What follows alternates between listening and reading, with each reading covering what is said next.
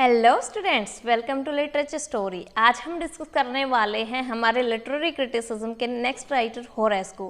Horace कौन थे? तो होरेस एक लेटिन जो लिरिक पोएट थे और सटायरिस्ट थे। और ये किस एज में थे? तो ये जो रोमन फर्स्ट एम्परर था रोम का, उसमें किंग अगस्टस जो थे उनके टाइम पीरियड में ये थे। अगस्टन जो पीरियड था वो बहुत ही फेमस था लिटरेचर के, स्पेशली लिटरेचर के लिए, क्योंकि उस टाइम पर जो फेमस जो राइटर्स थे Roman writer like Virgil, Ovid और लिवी, ये फेमस राइटर थे, रोमन राइटर, और ये सब अगस्टन पीरियड में हुए थे। तो अगस्टन पीरियड था वो बहुत ही ग्लोरियस माना जाता है ऑल एस्पेक्ट, और बट लिटरेचर में ये स्पेशली ग्लोरियस माना जाता है।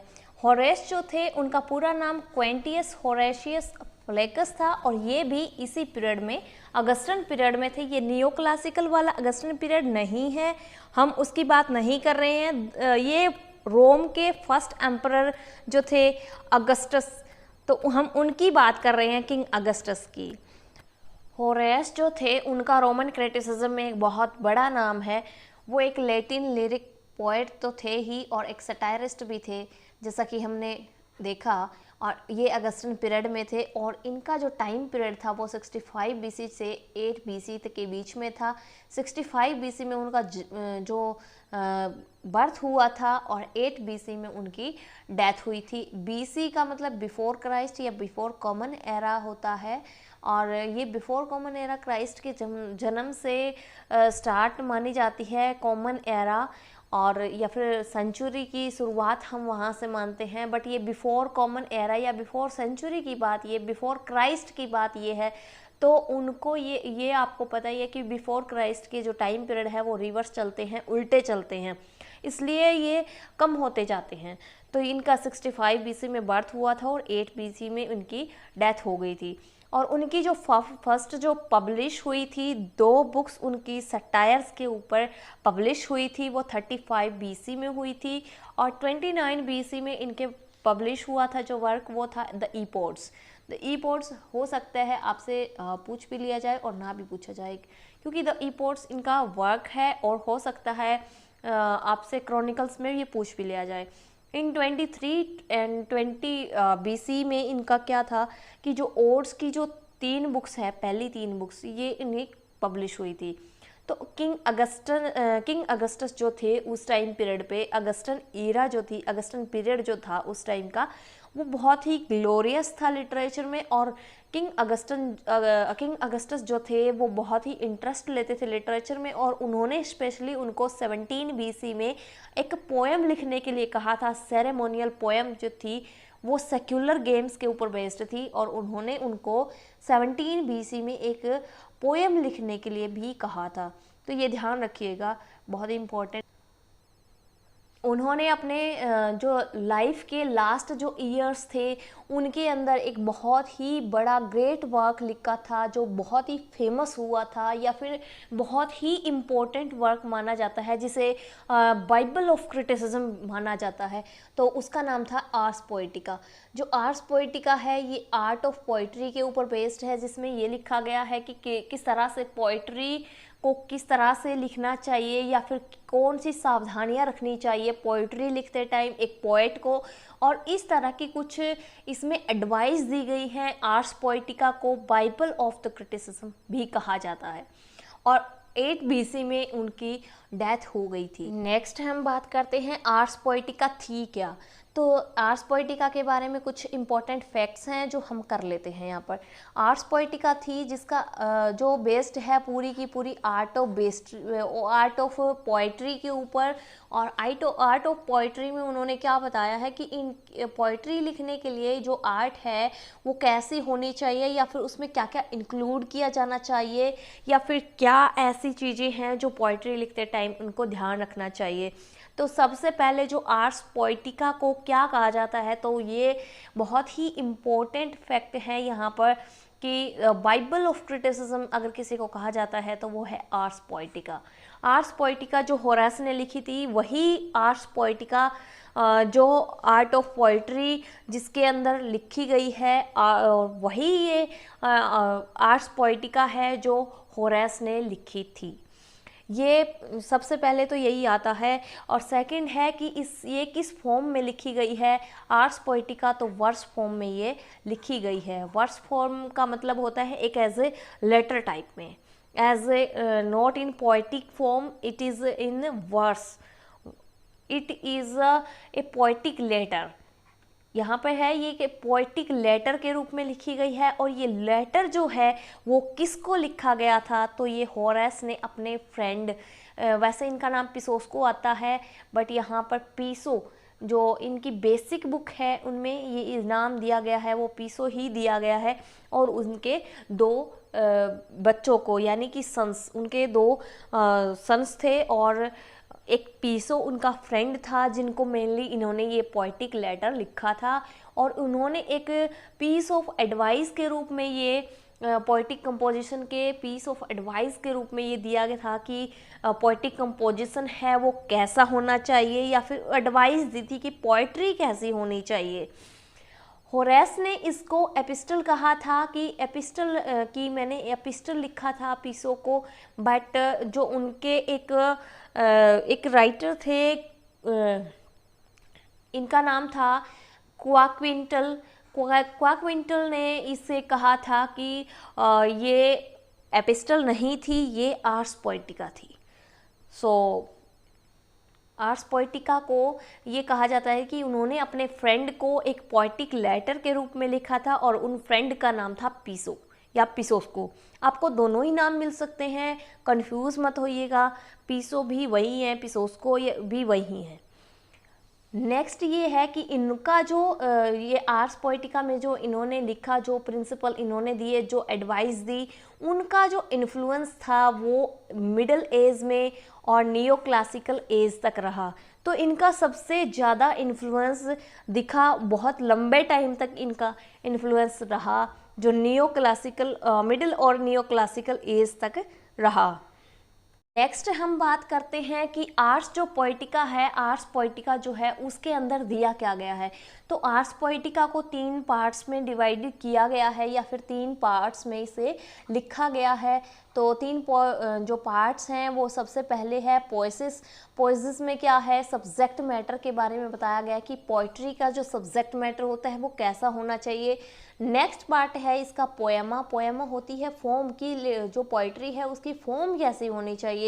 या फिर थर्ड पार्ट है इसका पोएटा, यानी कि पोएट के बारे में है कि पोएट को कैसा होना चाहिए।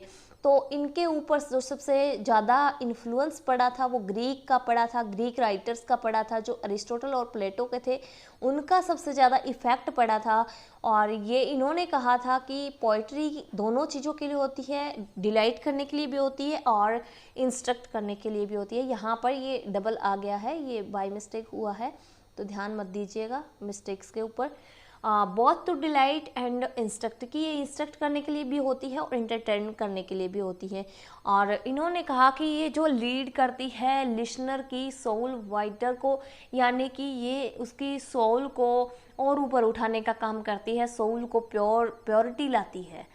तो इनके जो 3 पार्ट्स थे, अब हम उनको डिटेल में डिस्कस करते हैं कि पोएसिस में क्या था, सब्जेक्ट मैटर कैसा होना चाहिए, उन्होंने इसके बारे में क्या कहा था, पोएमा के बारे में क्या कहा था, यानी कि फॉर्म के बारे में, और पोएट के बारे में। यहाँ पर इन्होंने जो सब्जेक्ट मैटर की बात की, होरेस ने जो सब्जेक्ट मैटर की बात की है, पोएसिस की बात की है, उसमें उन्होंने कहा है कि जो सब्जेक्ट मैटर होता है वो बहुत ही वाइजली वाइजली चूज़ किया जाना चाहिए, और जो पोएट के स्टाइल और पावर को सूट करे, और सिंपल और कंसिस्टेंट टाइप का सब्जेक्ट मैटर उनको सेलेक्ट किया जाना चाहिए अपने के लिए।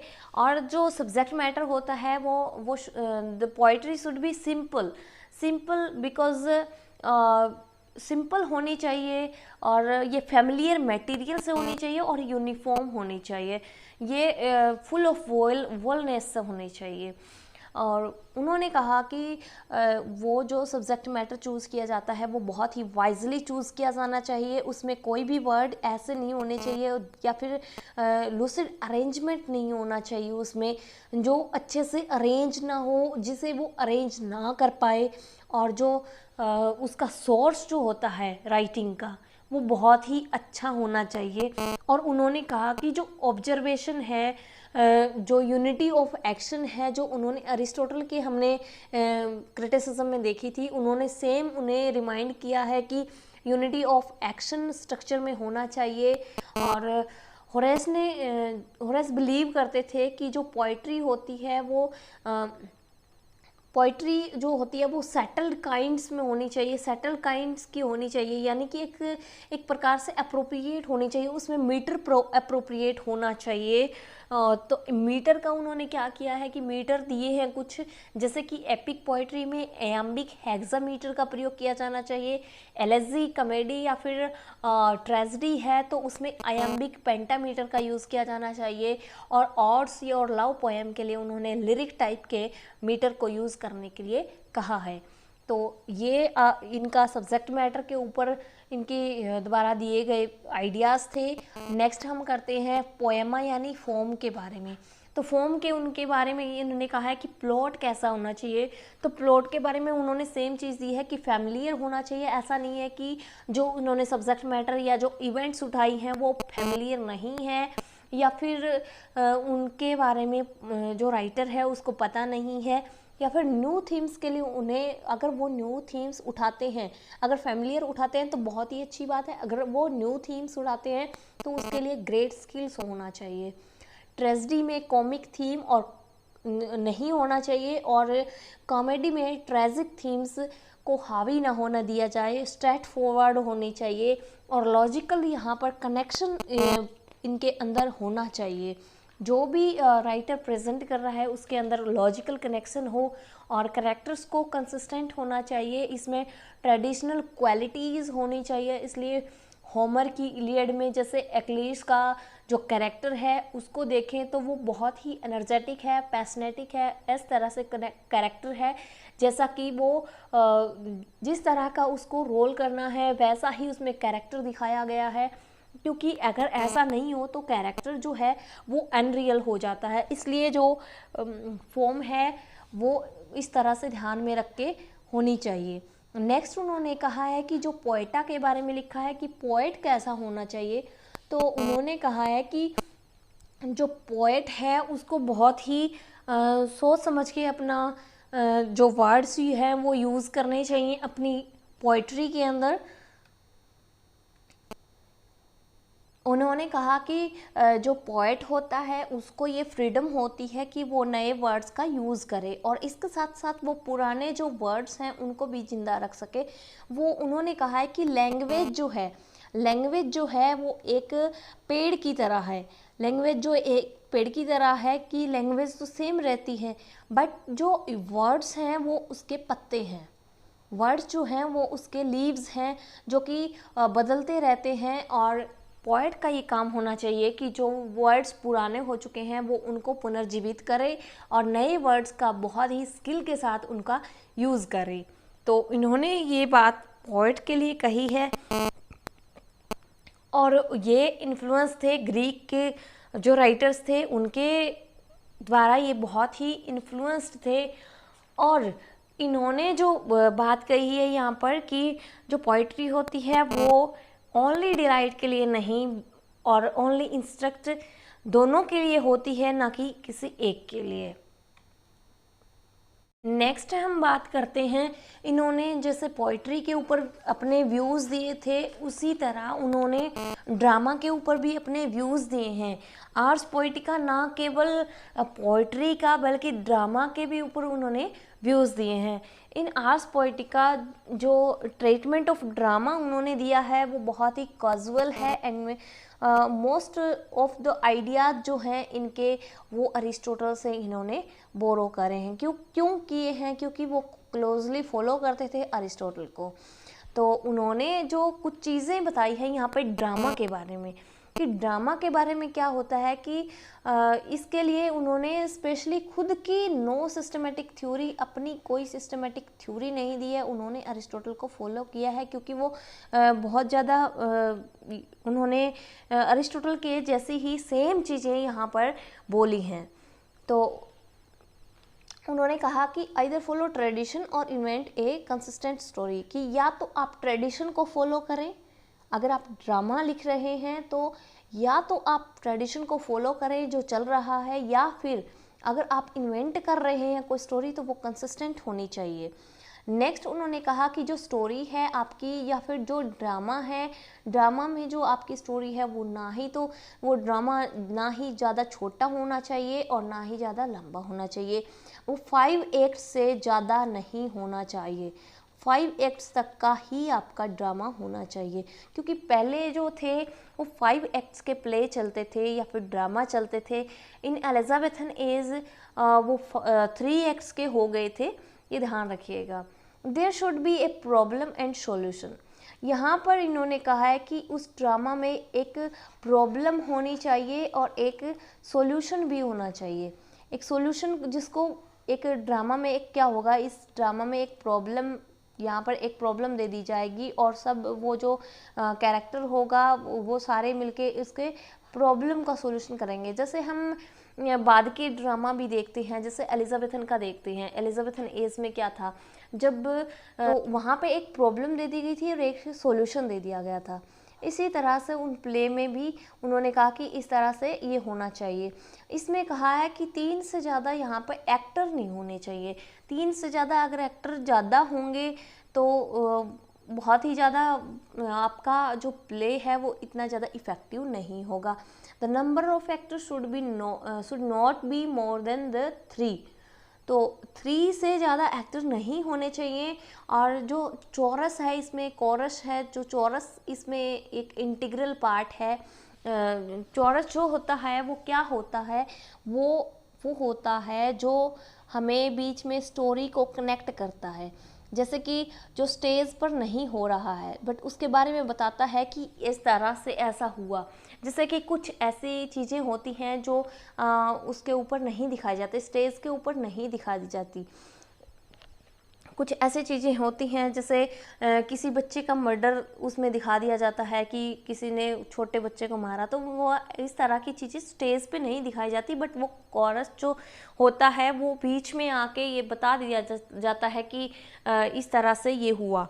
तो इस तरह से चोर क्या करता है, इंटीग्रल पार्ट इसलिए होता है क्योंकि वो पूरी स्टोरी को, पूरे ड्रामा को कनेक्ट करता है, जो पूरी इवेंट्स होती हैं उनको कनेक्ट करता है। कहने वाले कि प्लॉट कैसा होना चाहिए, तो प्लॉट को के बारे में ये बता दिया गया है कि वो बहुत ही या तो फैमिलियर हो या फिर जो है वो प्लॉट जो होती है वो बोरो की जानी चाहिए। कहाँ से, फैमिलियर मटेरियल से बोरो की जानी चाहिए। और जो कोरस होता है वो एक इंटीग्रल पार्ट होना चाहिए इसका। और कैरेक्टर जो होते हैं वो कंसिस्टेंटली और नेचुरली बिहेव किया जाना चाहिए। उन्होंने कहा कि इयाम्बिक जो मीटर है, यहाँ पे इन्होंने ड्रामा के लिए ये बोला कि जो इयाम्बिक जो मीटर है वो बहुत ही ज़्यादा सूटेबल होता है ड्रामा के लिए। और ड्रामेटिक जो स्पीच है वो ऑब्ज़र्व किए जाने चाहिए प्रॉपरली, और वो सूट करना चाहिए हर एक कैरेक्टर को और उसके जो कैरेक्टर का जो सेक्स है उसको और जो एज है उसको। लाइक मेल को मेल के ही रोल देने चाहिए और फीमेल को फीमेल टाइप के। ऐसा नहीं है कि मेल को ऐसा रोल देने चाहिए, नहीं, बट उनको जो उनके जेंडर वाइज उनको सूट करे, इस तरह के उनको रोल देने चाहिए। और उन्होंने कहा कि गॉड होता है, यानी कि वो सुपर नेचुरल चीज़ें हैं। सुपर नेचुरल चीज़ें तो वो मॉर्टल से डिफरेंटली बिहेव करेंगी, डिफरेंटली स्पीक करेंगे वो। और मेन जो है वो वोमेन से डिफरेंटली बिहेव करेंगे या डिफरेंटली स्पीक करेंगे। और उनके जो डायलॉग्स होंगे उस तरह के, या फिर उनके बोलने का जो तरीका होगा वो मेन से डिफरेंट होगा। और इस तरह से उन्होंने कहा कि जो कैरेक्टर्स को सूट करे उसी तरह के उनको रोल दे। तो ये था आपका आज का सेशन। मिलते हैं नेक्स्ट वीडियो में नेक्स्ट राइटर के साथ। तब तक के लिए नमस्कार। और लिटरेरी क्रिटिसिज्म हम एक के बाद करते चलेंगे। अब 16th सेंचुरी से 19th सेंचुरी तक के हम लिटरेरी क्रिटिक्स को देखेंगे।